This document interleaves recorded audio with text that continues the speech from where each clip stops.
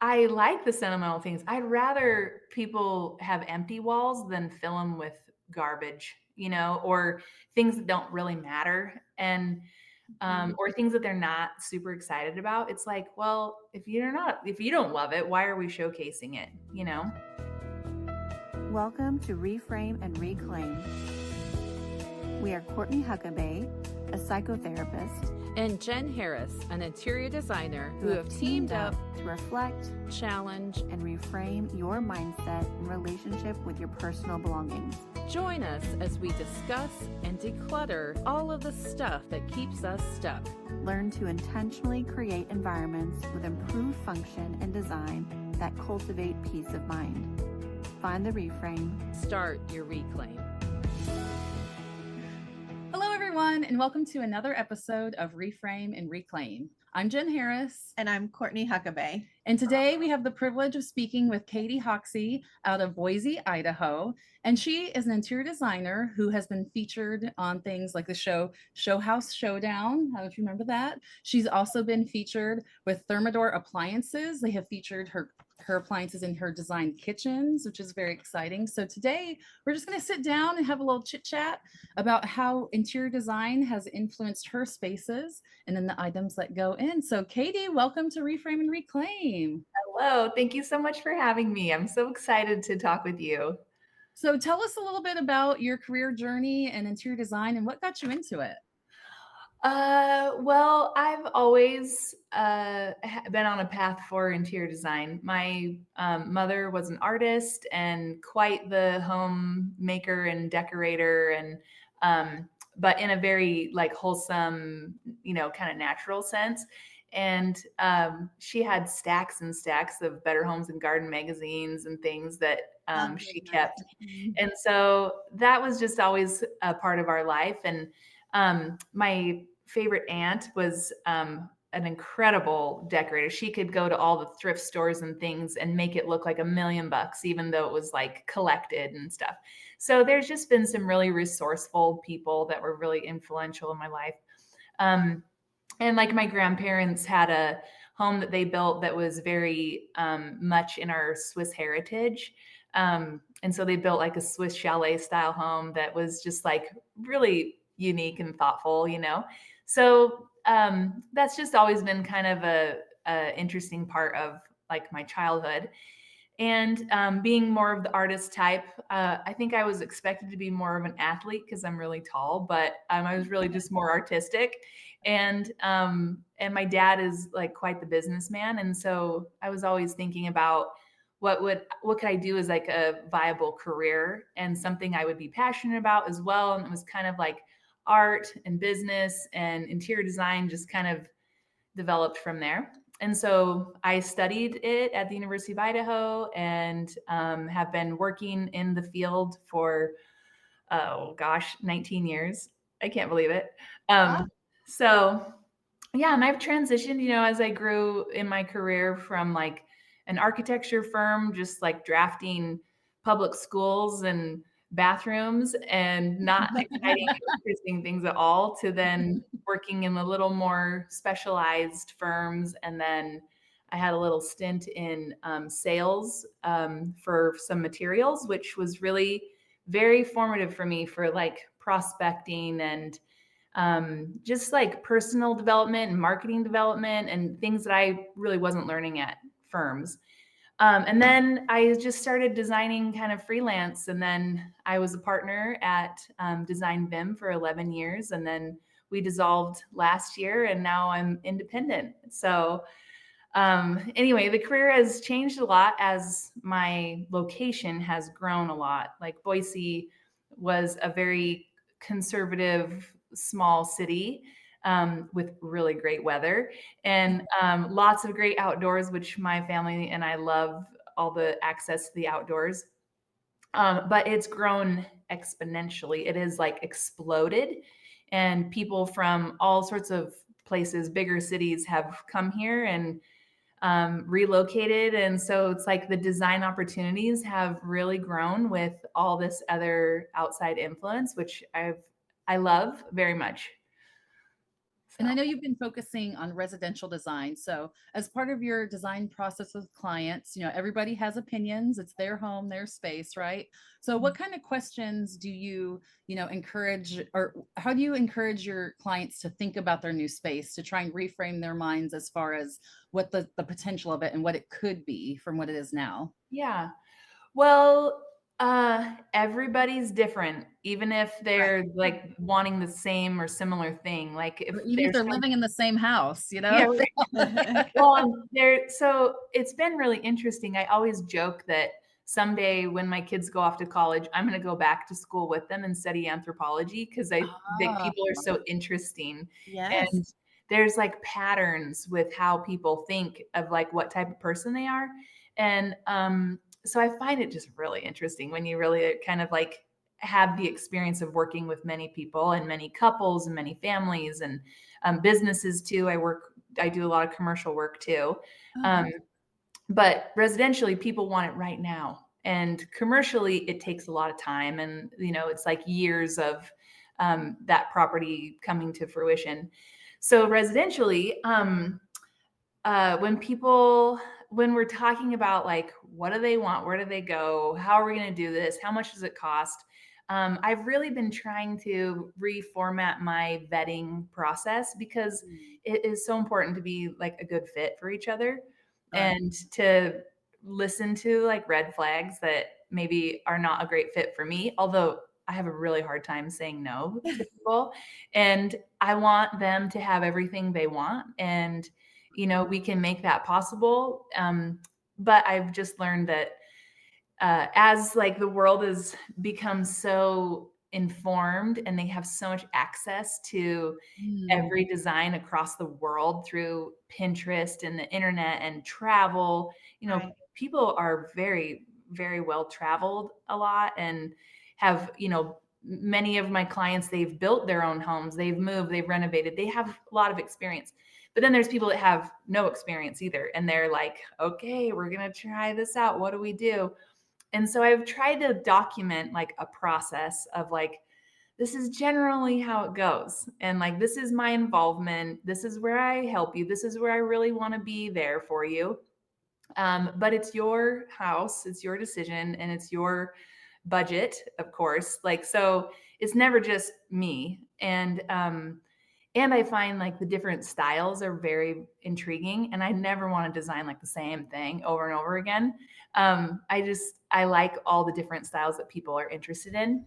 Um, so that being said, it's like uh, just going and meeting with them in person is like number one, and just kind of feeling them out. Even if they're moving into somewhere other place from where they live now, I like to see how they live, mm, and it's Sure. like of no judgment at all. But it's like, okay, are they cluttered? Are they very tidy? Are they minimalist? Are they bursting at the seams? Mhm. Um, are they wanting it to be more organized? Are they wanting it to be a little different lifestyle? Or maybe they just have certain activities that they're like, well, I need this particular type of storage for these types of things so I can access them all the time. Or if they're like super into cooking, I design so many kitchens and stuff. So it's like specifically honing in on like the appliances and what they do and how they can work for them because everything's available. So it's kind of a broad question of like, where do What we I'm start? what I'm hearing is you really tailor your work as an interior designer of what each client needs and looking at the individual. The system is looking at what their needs are, how their mhm, home functions, the aesthetic they're looking for. And that's a lot about what we do in Reframe Reclaim. Not saying, it was like what you're doing is what we talk about in Reframe Reclaim, that there's no one way to design a kitchen. Mm, There's no one way to have a home for 5 people. And mhm, so when you're talking about that, that really resonates with me, being a psychotherapist of you've got to ask the individual you're working with, whether it's in psychotherapy or interior design or our reframe and reclaim processes, what do you want? What do you mhm, need? And then this is how I can help you. mhm. Yeah. And you just some things you just don't know till you're in the middle of it, till you're knee deep and too far in to walk away. Once you're so far in, you know, a lot of things become more discoverable as they get more comfortable with you and as they learn to open up and things. Because some people don't know what to start with. And Yes. they're like, I know I want something else. I know I just don't like what's here. So that is very informative too, of like, well, just being able to tell me yes and no, if you like it or don't, and be like confident in it. Um, and like a lot of times they'll ask if there's rules, like, oh, well, Nice. does our kitchen have to work in the The triangle? triangle. Yes. There's got the stupid triangle. I'm like, it matters of like your specific parameters of like, Sure. can we work within this space? You know, I have one beautiful project we recently featured on our Instagram, and it's like a New Zealand style kind of what's what we call it, New Zealand style. But really, it was an open space and we just flip flopped where the kitchen was and the dining room was in Oh. that area to make it work for them and to work with their windows and things. And so it was like, well, we can swap or we can make do with what you have, or we can rethink the whole box or expand it. I try not to expand though, like to the exterior because it is just so ungodly expensive that, and I'm like, you know, people can live in a tiny home. You can live in your 3,000 or 5,000 or 10,000 square foot house. You know, we can make this work. Yes. So there's just things that it's like just so case by case specific to each person that I try to give a very custom service and make it work for them and what they're interested in. Wonderful. Is there any advice you give, or a way, because I know it's like a fine line, right, of incorporating the client as well as pushing them forward to enhance the design aesthetic? Is there any certain way you help them discover what it is they really want, or be able to push them to elevate that design? So Pinterest is a fast, quick way to communicate on an example of like a real life example. And like, okay, so whatever the situation is, here's something that looks very similar, or at least gets like kind of the feeling or the function across. And so that's a really fast way to do it. Which sometimes you're in a conversation and you need to like answer it and keep it flowing just to kind of get to the point. Or other times I will do 3D renderings for clients to work with specifically their space and the finishes that we've developed for them and the layout. And so they can see their space. And 3D rendering has become so much more affordable than it used to Oh, be. great. Yes. So I feel like I'm able to offer it better now than I did Yeah. several years ago.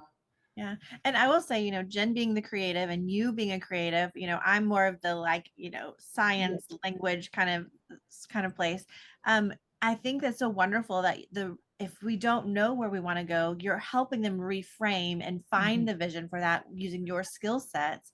And that's a way to communicate, because you might say, like, I see a blue wall here and I see a countertop here that's quartz. And I'm like, but if I see it, then like you said, what do they say? And a picture is worth 1,000 words. Right. It really truly is, and it's such an easy way to get like a concept design put together and be able to like get the feeling across of what you're trying to present. And I have some recent clients we've really now we're knee deep into working on their designs. But when I first met with them, they knew like more technically what they'd like to do, but style wise, they had no direction. And Oh, so I really tried to pay attention to what they had that they had spent time in acquiring.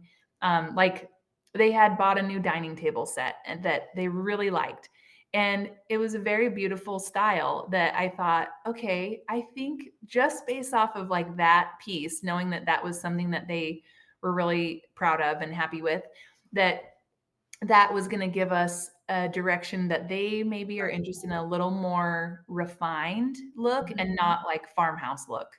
Their house could easily go farmhouse, but it was like, now we're past farmhouse. We're going to do something else. And so they had like just a little more elevated interest, a little more refining, a little more contemporary, but still like slightly casual. So that was kind of the style direction that we presented to them, and they really liked it. And I find too, like starting with those kind of mood boards and getting that direction really helps. And I've used those as well when it comes to bringing things into our home too, right? Because someone could be out and it's like, oh, I found this, I really love it, I want it in my space, and you're like, this is like mid-century modern, and you're wanting this like Yeah, elegant look, right? And yeah, so being able to have a snapshot of that, either Pinterest or on your phone, and take that with you as a client yeah, and be able to say, oh, this would work in my space or this doesn't. yeah. I think it helps keep people intentional and what they bring into their home to really reflect what they want. Yes.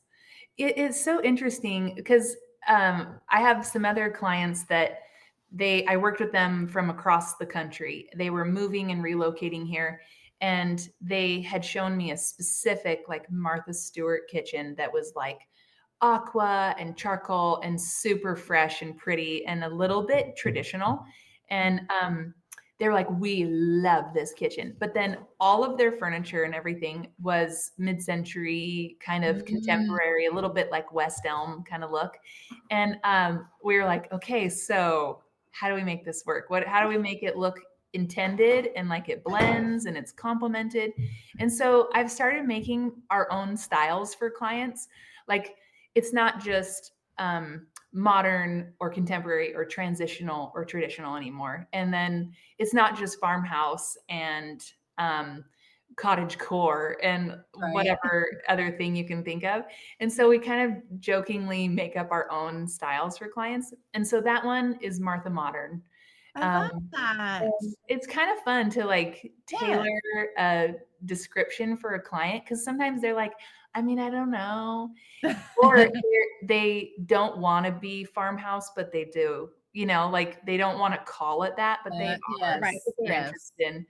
And luckily, we're moving away from a lot of farmhouse design because that hit hard yes, for a while.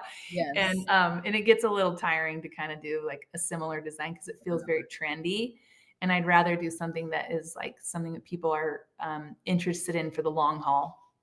Yes. Yeah, we had a client we were working with in our book, and her style was boho grandma, which Yes. was really fun.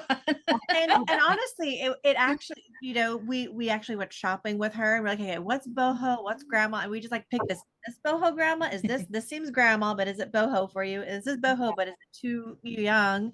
Yeah. But putting it together, I think that's what's beautiful about I love hearing interior designs like you, Katie, who say it doesn't have to be traditional this. It doesn't Mhm. have to be to the key this, because then it does get to be more of a personalized approach. Mhm. And then, something I'm a little curious about is, you say if somebody is like over cluttered or bursting at the seams, our book is very much about our relationship with our stuff, not just the design, but how our space functions and how our space fits in. Have you done any work with helping with creating organizational systems or deciding how things are stored or displayed so that it does improve the client's environment and how they're feeling? Yeah, I mean, I've done that for myself. I feel like I'm my own case study as Yeah, well. we all are. We Yeah, all You're in the book too. yeah, and it's like, okay, when a space just isn't working for you, no matter how you're wanting it to be, no matter how you try to organize it, it's like, well, what am I gonna do to make it what I want? And I in my own house, we wore out what was already here. And so I was like, well, at least I'm not like ripping out something that someone just did and wasting it, And so I was like, all right, we wore it out. How is it going to work for us? And like our kitchen was like a peninsula style kitchen. And I'm like, this peninsula business doesn't work. It doesn't let my family be in the same space. Although it looks like they would fit, they don't fit. And so I made an island that I jokingly call a Swiss Army knife. And it has features on all sides of it because I needed it to work in my kind of small space. And so it's like there's access and people, my family can stand around it. I don't necessarily care about the entertaining aspect of it, where a lot of my clients are very focused on like being able to entertain and host. And I personally am not focused on it. So it's like, I just need it to work for us. And, Yeah. and I'm very tall. So it's like, okay, I can use my height in my space to like put my cabinets all the way to the ceiling. Um, in my own, it's like the ceiling's vaulted and my cabinets vault with the ceiling because I'm like, I'm going to use every inch that I Yeah, you can. can kind of see it in the background Oh yeah, too. yeah.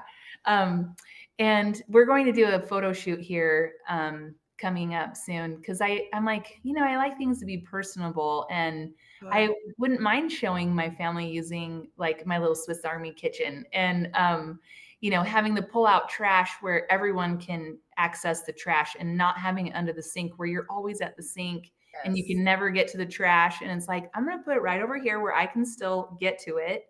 It's not like it's too far away, and screw the triangle. So we're just gonna like make it work for what we need. But yes, working with people's specific needs. I had a client who they had 4 daughters, and the parents were shoppers, and they had a lot of stuff. And when I first went to their house, I was like, oh, a pile of girls. Like, I would love to just have a pile of girls. My own daughter was very young at the time. And I'm like, I want a million girls for my own family. And then I went to their house and they had piles of clothes, toys, everything. And they had this big, beautiful home that was like very, very cluttered. And just going through their laundry room area, it was like, do you need maybe 2 washers and dryers? Because they're not Wow. gonna stop shopping. They're gonna keep piling it on, and as their kids grow and change and whatever.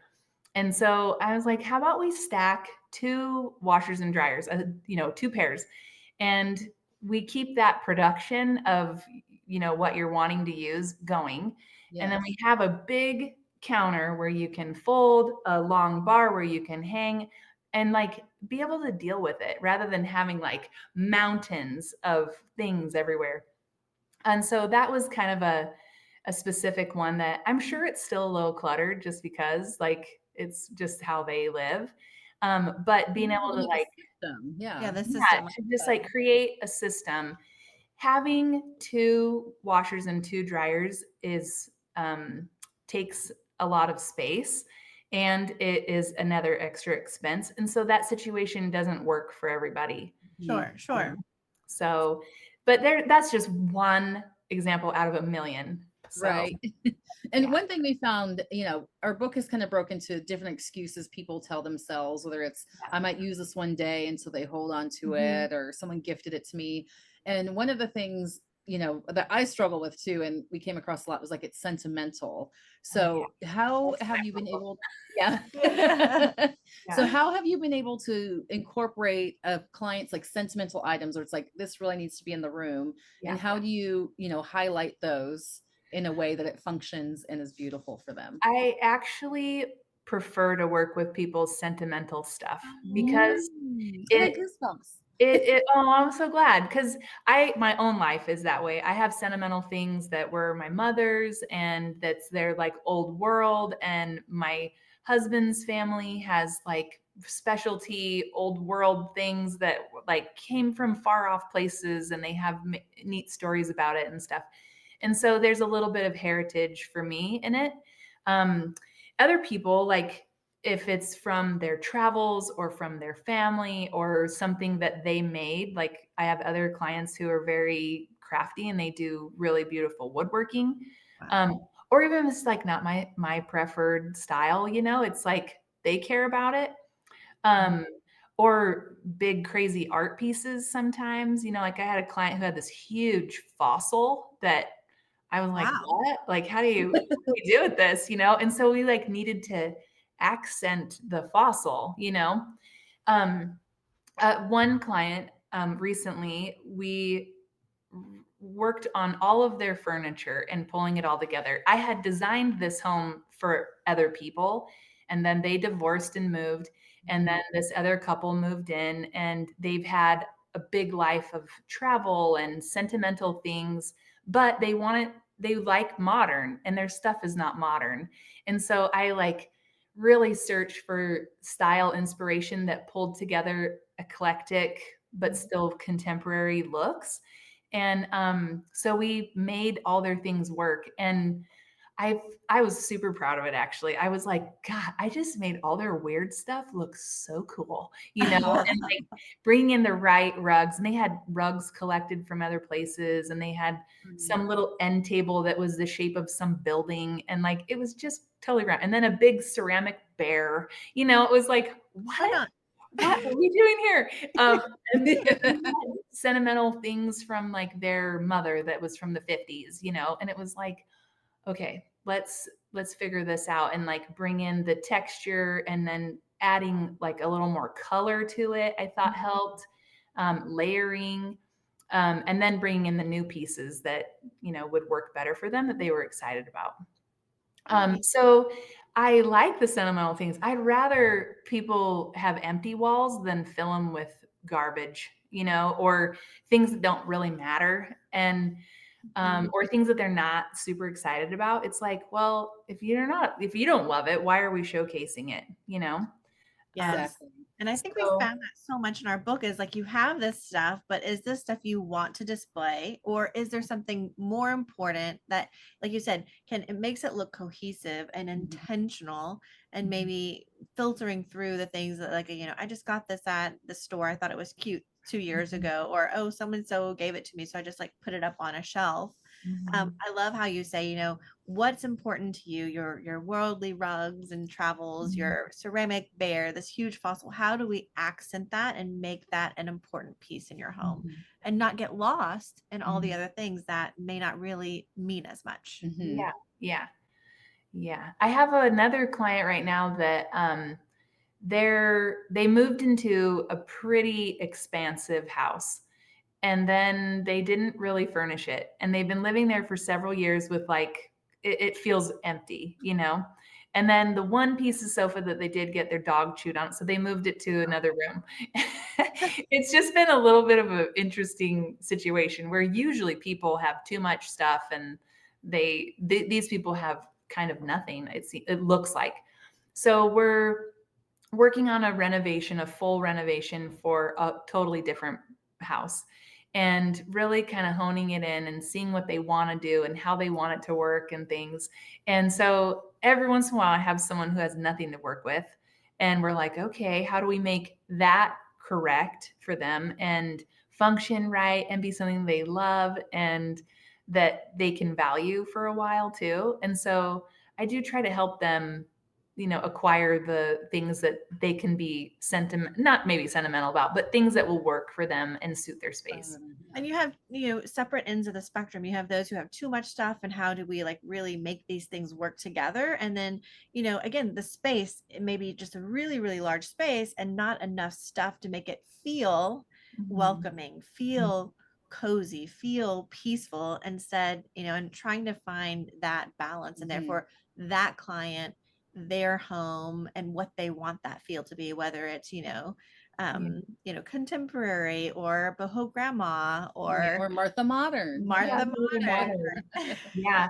Well, and then the other weird spectrum is like, oh, you know, and they're usually people who are a little older who they're like, yeah, I had all that, and I want something totally different because it's just an opportunity in life and we could maybe do that. And it's like, oh, are you sure? And, So and we've done it. when you're working with a client who is doing like a whole home renovation, I mean, that can get really overwhelming. So is there a certain room that you focus on, or how do you navigate them so they can get started? You know, the clients end up focusing on some space. It's just been interesting. As I mentioned, people have patterns that they will focus on, or like characteristics that I should never be surprised after this, you know, because like one client, we were working on really just refinishing, not reorganizing their whole home, but we were refinishing everything, and new kitchen, living room, playroom, all the stuff. And they were so focused on this one little wine room that it wasn't necessarily getting like all the budget or anything. It wasn't, they explored having like specific refrigeration and like temperature controlled room, but they ended up doing some other things that were more cost effective. But we revisited it many times, and they had a specific art piece that they needed to highlight in that room. And they were more focused on that little room than the whole rest of their house. And although the whole rest of their house turned out lovely and beautiful and they were really happy about it, but it was just like every once in a while, someone will just be really like zoned in on this one special spot. My Martha Modern clients, they have a totally cool kids room that is actually not very big, but it has everything in it. And again, here they had this opportunity and all this space for like the Martha kitchen and the beautiful master suite and all those things. But that little playroom was like they just were so laser focused on the whole thing. We did a 3D rendering of it. We did all these finishes. We did all this stuff. And then even while it was under construction, we had to revisit it again. And it was like, oh my gosh, okay, I think we're good. I promise. So, So, so speaking of kids and playroom, like how do you design those spaces and systems that function? Because we all know all the toys that come in, all the gifts, There's a all, lot of movement so of much. and you still need space to run and play and jump and do all the things. So Well, I'm in the middle of planning my own kids' playroom because love now that it. I've designed some really cool playrooms that are like just so out of this world awesome. I'm like, what, my kids can have that, and it doesn't have to be some like huge investment to do it.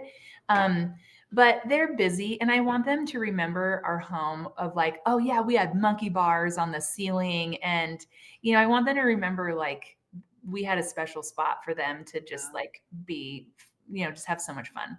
Although our whole house is taken over, um, You and they know, ditto. um, so like the Martha Modern clients, they love reading, and so they wanted this like reading nook.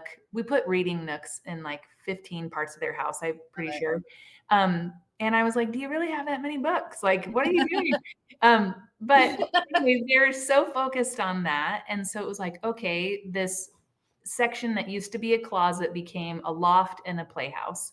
And so it's like, oh, they have this cozy reading spot, and there were like little shelves to hold the books. And then there were more shelves for more books.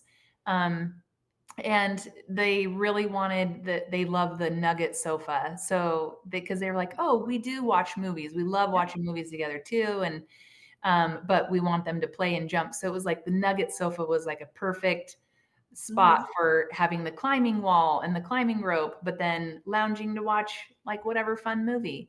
So it's really just need based is where it starts. And then how do we make it special and fun? Yeah, Love I it. love that. Yes. And again, hearing again how different clients will focus on different areas, like whether it's the reading nook or it's the playroom or it's the wine room or whatever that is.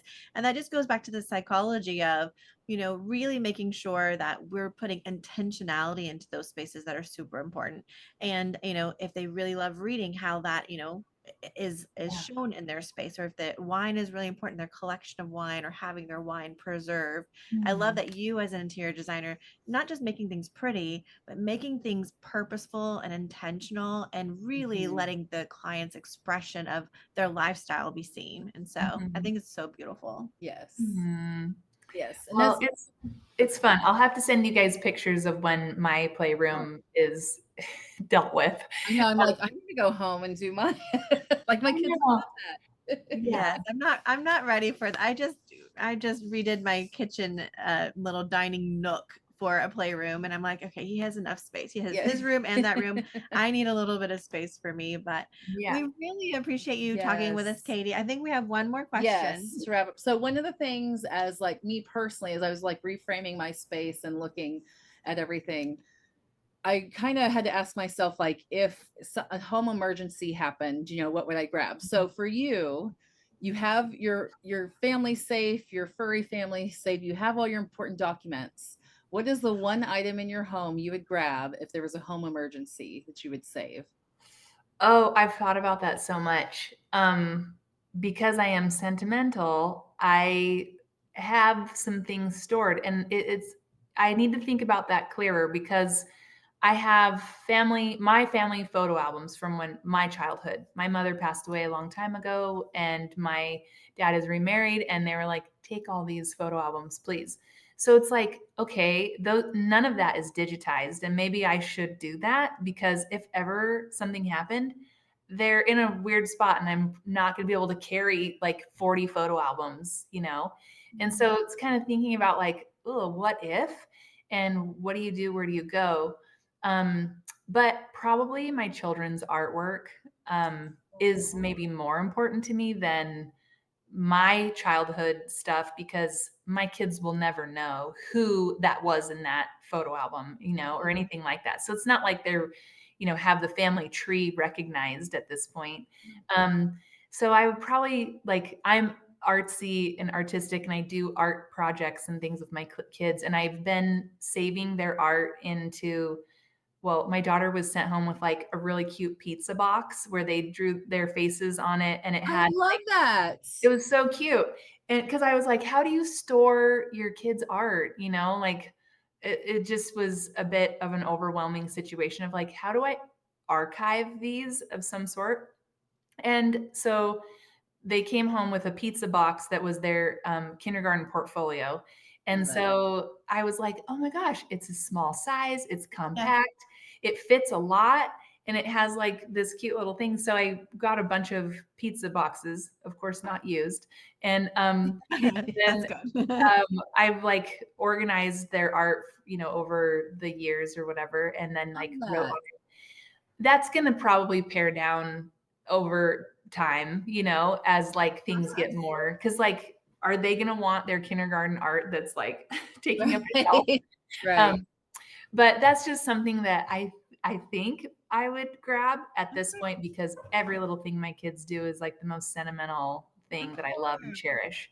Well, the other thing is with you redoing the playroom, you can easily incorporate that artwork into the new space, you know, where it Yeah. can be seen every day and enjoyed. Yeah. So, Yeah. So anyway, thank you so much for having me. I love what you're doing, and that you're trying to share this, you know, thing that everybody experiences in their life, every Yeah. single person.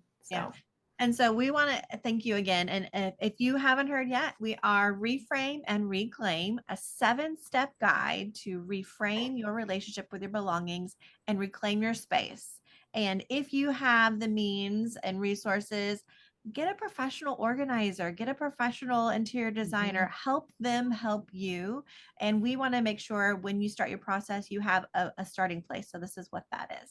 and so Katie, for those that are inspired and want to work with you, want to follow you, where can they find you at? you can find me at Katy Co Design on Instagram, or Katy Company online, and that's Katy. Awesome. Awesome. Yeah. Well, thank you so much again. And we can't wait to see some of your stuff as well. We'll be following you and looking at some of that. And hopefully we'll stay in touch. Yes. Okay. Thank you so much. Thanks, Katie. Have a good one. You too. Thanks so much for listening today. Please like and subscribe and share your comments below if you've enjoyed our episode.